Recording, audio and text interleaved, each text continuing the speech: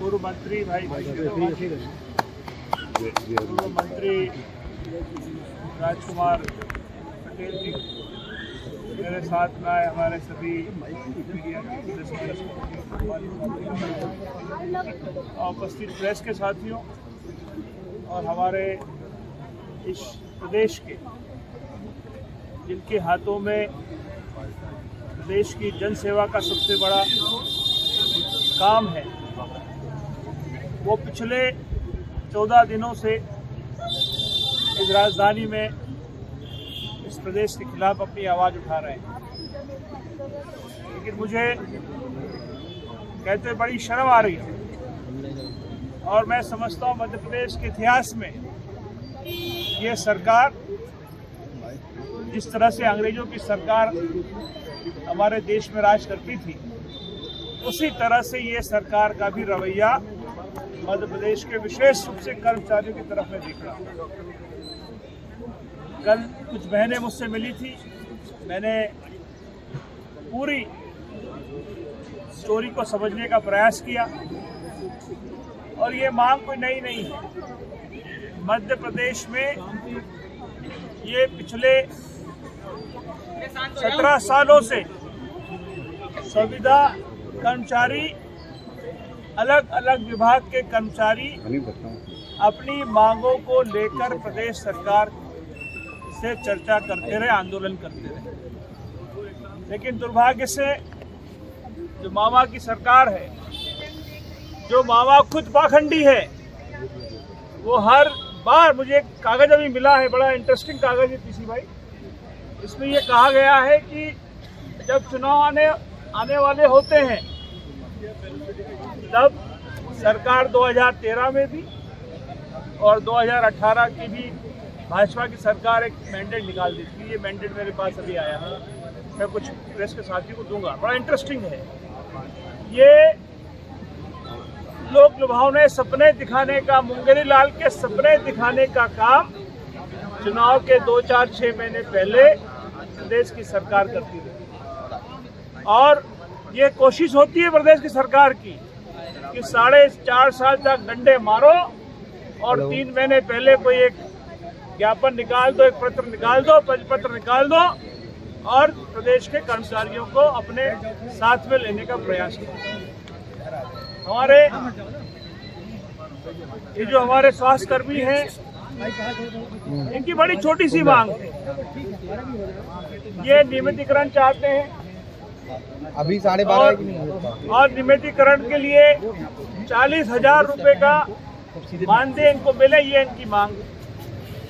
मैं प्रेस के साथियों से कहना चाहता हूं कि जिस सरकार की नीयत ठीक होती है उस सरकार में ये काम करने में देरी नहीं होगी। मैं कहना चाहता हूं बहनों आपसे कि राजस्थान की कांग्रेस की सरकार ने स्वास्थ्य कर्मचारियों को, जो CHO जो कर्मचारी हमारे हैं, जो NHM के माध्यम से कार्यरत प्रदेशों में, उनको रेगुलर करने का काम किया है, क्योंकि राजस्थान में कांग्रेस की सरकार है, मध्य प्रदेश में भाजपा की सरकार है। पूरे देश में केवल 2 राज्य ऐसे हैं जिन्होंने स्वास्थ्य कर्मचारियों को नियमितीकरण करने का काम किया है। राजस्थान नंबर 1 पर है, अभी उड़ीसा ने भी ये काम किया। मध्य प्रदेश में हर बार हमारे कर्मचारी साथी, मुझे याद है 2018 के चुनाव के पहले अनेकों आंदोलन यहाँ पर हुए, उन आंदोलनों में हमने भी सबने भाग लिया और मुझे कहते हुए खुशी होती, मैं बताना चाहता हूँ कि कमलनाथ जी की सरकार जब आई तो हमारी नीयत बड़ी साफ थी। हमने स्पष्ट कहा था कि संविदा, मध्य प्रदेश के संविदा कर्मचारियों को हम नियमितीकरण करेंगे, लेकिन सरकार को बीच में लूट लिया गया, सरकार की चोरी हो गई और एक बहरूपिया ने पुनः मध्य प्रदेश में सरकार बना ली। अगर कांग्रेस की सरकार 5 साल यहाँ रहती तो जो हमने कर्मचारी साथियों को वादे किए थे, उन वादों को पूर्ण रूप से हम पूर्ण करते।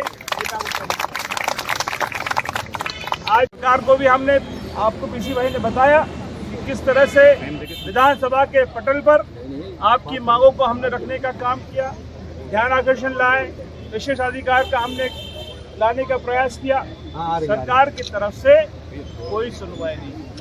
और मुझे सबसे बड़ा कष्ट इस बात का हुआ कि आंदोलन करने वाले कर्मचारियों के साथ में जो व्यवहार सरकार ने किया, जिस तरह से रस्सी से बांधकर, जैसे किसी आरोपी को, किसी हत्या के आरोपी को रस्सी लगाकर घुमाया जाता है, उस तरह से हमारे कर्मचारी साथियों को बेइज्जत करने का काम किया। मुझे दुख इस बात का भी है कि एक कर्मचारी बीमार हो गया, उसको पैरालिसिस काटे कहा गया, कल मुझे उस साथियों ने बताया। मैं उसके स्वास्थ्य की कामना करता हूं। और कांग्रेस पार्टी की ओर से जितने यहाँ साथी आए, स्पष्ट रूप से आपसे कहना चाहते हैं कि हम आपके साथ खड़े हैं। आपके संघर्ष में कांग्रेस पार्टी आपके कुछ दिन पहले मैं अरुण यादव ने आश्वासन खंडवा में जाकर मिला था कर्मचारियों से। परसों खरगोन में हमारे कर्मचारियों ने हड़ताल चल रही, वहाँ पर मुझे बुलाया गया है। पूरी कांग्रेस पार्टी देश में पूर्ण रूप से मध्य प्रदेश के कर्मचारियों के साथ में है।